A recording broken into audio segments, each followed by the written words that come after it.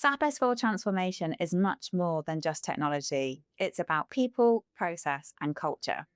So, from a people perspective, it's all about bringing people on the journey with you. And they really need to understand what is SAP S4. And I think one of the big lessons that I've learned in my experience is people don't actually understand even what is ERP or enterprise resource planning, and they don't understand how it fits into their day to day working lives.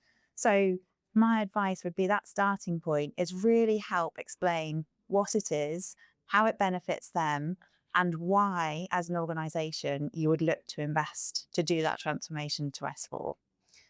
Also, from a people perspective, it's really important to focus on educating and upskilling people. So, helping people understand how they're going to use a new system, not just from a button pushing perspective, but also how it's going to improve their processes.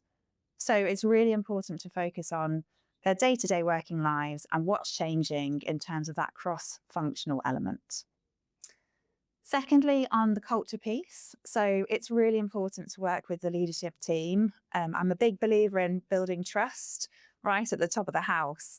And that trust that you build at the top with the leadership team will help their bottom teams and their middle managers understand how to adopt S4.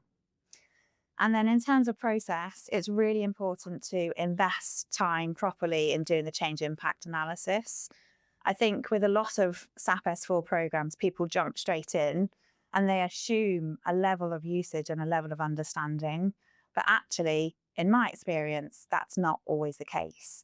And taking that time to take a step back and think, what's the fit gap with where they were using ECC6 as one example of SAP, and then when they're moving to S4, what is it that's changing from a people, process, data, tech perspective? It's across all those lenses, and it needs to be really comprehensive to really eke out what is it that's actually going to change when employees use S4.